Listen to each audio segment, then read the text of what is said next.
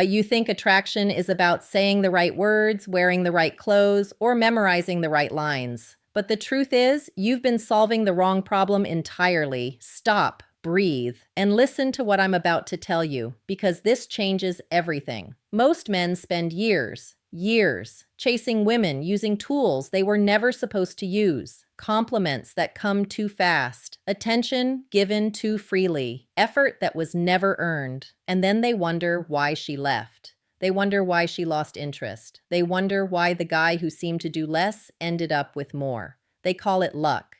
They call it looks. They call it money. But it's none of those things. It is something far simpler and far more brutal. And once you see it, you can never unsee it. If this is the kind of truth you need in your life, not the soft version, not the version that makes you feel comfortable, but the real, uncut version, then hit that subscribe button right now. Because I drop videos like this regularly, and trust me, you need to be here for every single one. Not for me, for you. So you stop making the same expensive mistakes over and over again. Here's the thesis. Here's what it really means. Attraction is not something you convince a woman to feel. It is something you trigger. It is a biological, emotional, psychological response that gets activated by specific qualities in a man. Qualities that most men have been conditioned to suppress, abandon, or apologize for. And the moment you understand what those qualities are and start living them, not performing them, but actually living them, everything changes. This video is about the 7 things that reach deep into a woman's psychology and light a fire she cannot explain, cannot control, and cannot ignore. Not tricks, not manipulation, traits, character, energy, the real stuff.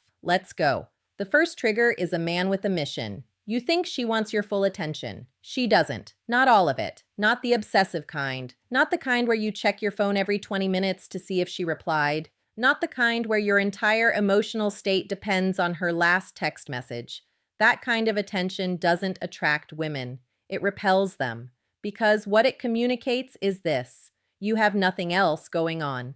And a man with nothing else going on is a man who has made a woman his purpose. And that is the single most unattractive thing you can do. Women are wired to be drawn to men who are going somewhere. Men who are building something. Men who are so locked into their vision, their work, their craft, their calling, that the woman becomes part of the story, not the whole story. There is a difference, a massive difference. You stop being driven. You stop being focused. You stop having goals that exist beyond her. That's when she starts pulling away and you can't figure out why. The fix isn't to play games. The fix is to genuinely have a life so compelling that she has to compete for your time. Not because you manufactured it, because you actually built it. Get obsessed with something real. Build something that matters. Become a man on a mission. And watch how everything shifts. The second trigger is unperformed confidence, not arrogance. Not the loud, overcompensating version of confidence that broadcasts insecurity from a mile away.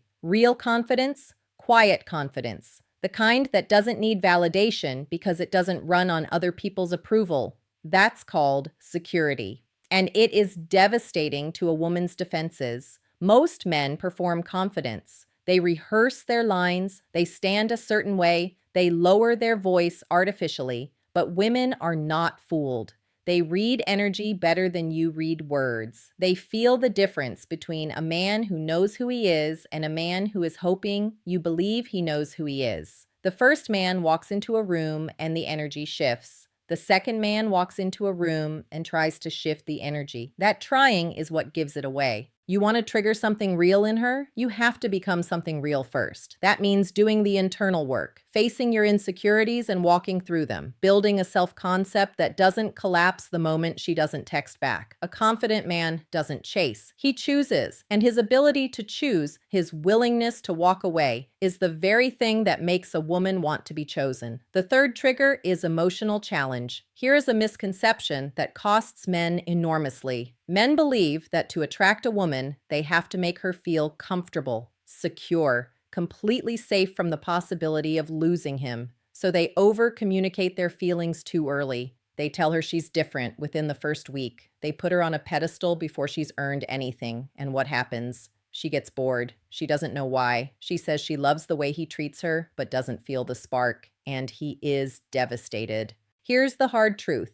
Comfort without challenge produces friendship, not desire. The emotional brain doesn't fire the same chemicals for certainty that it fires for uncertainty. There has to be some space, some mystery, some question she doesn't have the full answer to yet, not because you're withholding cruelty, but because you haven't handed her the entire territory of your soul before she's even walked through the front door. That's called emotional pacing, and it is not manipulation. It is the natural rhythm of real courtship. The hunter doesn't announce his presence before the hunt. He moves with intention. He reveals with timing. He lets her discover him rather than presenting himself like a resume. Slow down. Let her lean in. Let her want more. Because a woman who is working to understand you is a woman who is thinking about you. The fourth trigger is decisive leadership. She doesn't want you to ask her what she wants for dinner every single night. She doesn't want you to respond to every question with, "I don't know, what do you think?" She doesn't want a man who is so afraid of getting it wrong that he never gets it started. She wants a man who leads, not a dictator, not someone who steamrolls her opinion, but someone who has a plan, someone who makes a decision and moves, someone who says, "We're going here at 7, dress comfortably," and means it. This is the root cause of why so many good men get friend-zoned, not because they're not kind, not because they're not thoughtful, but because they have outsourced their leadership. They defer constantly. They seek permission where confidence is required. And women feel that. They feel the absence of the spine, and they respect you less for it, even when they can't articulate why. Stop asking and start deciding, not because she doesn't matter,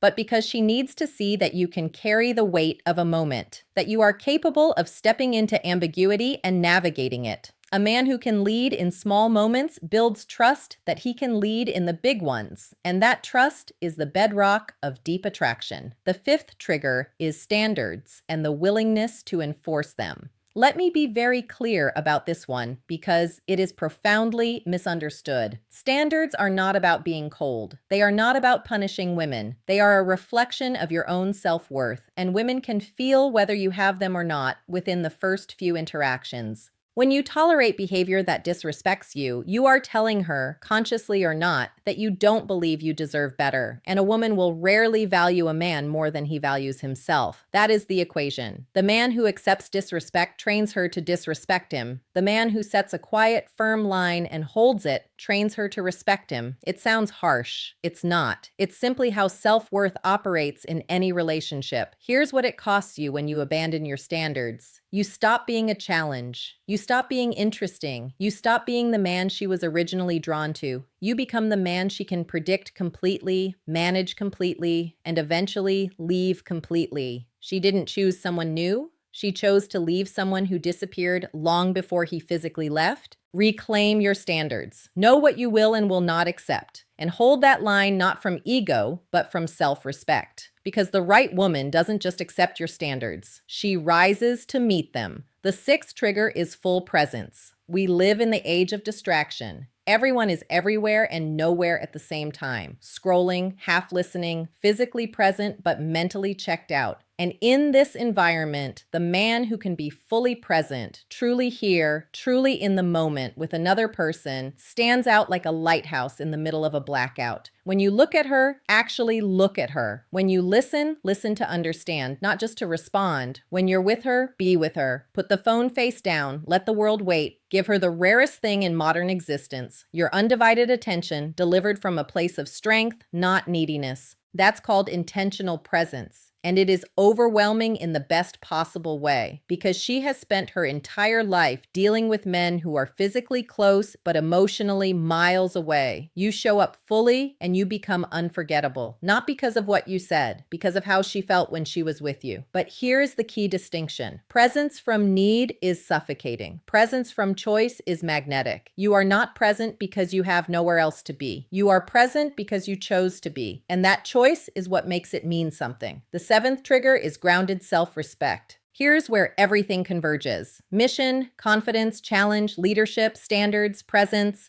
They are all expressions of the same root quality. A man who deeply and genuinely respects himself. Not the performance of it. The actual thing. The internal bedrock that does not shift based on how she responds, how the date went, whether she texted back, or whether she chose someone else. A man who respects himself doesn't beg. He doesn't chase. He doesn't shrink to fit someone's comfort. He doesn't perform weakness hoping to seem relatable. He does not apologize for his desires, his ambitions, or his standards. He holds his ground with grace, not aggression. He is the same man in private that he is in public. The same man when she's watching that he is when no one is. That consistency, that wholeness, that is the archetype every woman's deep psychology is looking for. Not perfect, not flawless, but integrated, grounded, real. Let me paint you a picture of this man. He wakes up before she does because he has a life that demands his attention. He trains not to impress anyone, but because he respects the body he lives in. He speaks with calm directness because he's not afraid of his own voice. When conflict arises, he addresses it without drama, without stonewalling, without explosion. He says what he means and means what he says. He plans the date because leadership is a habit, not a performance. He ends conversations that disrespect him not with anger, but with silence and distance. He doesn't need to explain himself constantly because his actions do the speaking.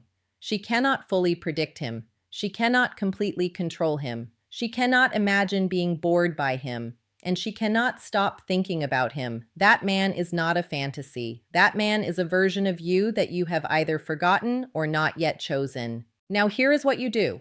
Not tomorrow. Not after you finish the video. Right now, today, you make a decision. Stop explaining yourself to people who haven't earned the full story. Stop overgiving to women who haven't shown up. Stop making a woman the reason you exist rather than one of the reasons life is good. Stop being fully available at all times. Give your time like it costs something because it does. Start leading in small moments. Make the decision. Book the reservation. Choose the direction. Start enforcing one standard this week, just one. See how differently she responds. Start building or returning to something that is yours alone, a project, a skill, a mission. Let that become the gravitational center of your life, and let her orbit it. Do not mistake these as games. These are not games. These are the natural qualities of a grounded man living an intentional life. You do not implement them to trap someone. You embody them to reclaim yourself. Because here is the truth that this entire video has been building toward. The reason these triggers work is not because women are weak. It's because these qualities represent something real. Integrity, discipline, identity, leadership, presence, respect.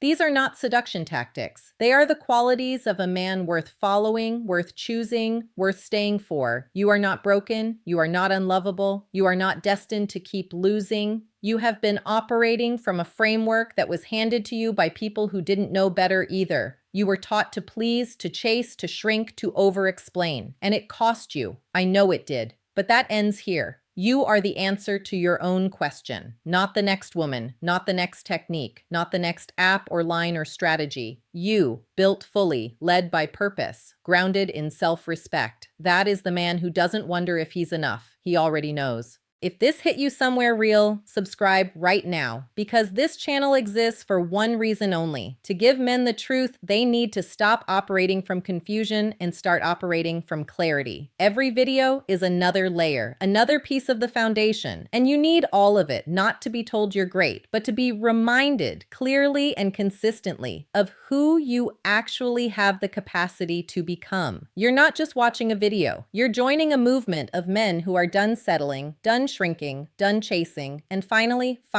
done pretending they don't deserve more. Welcome. Now go build.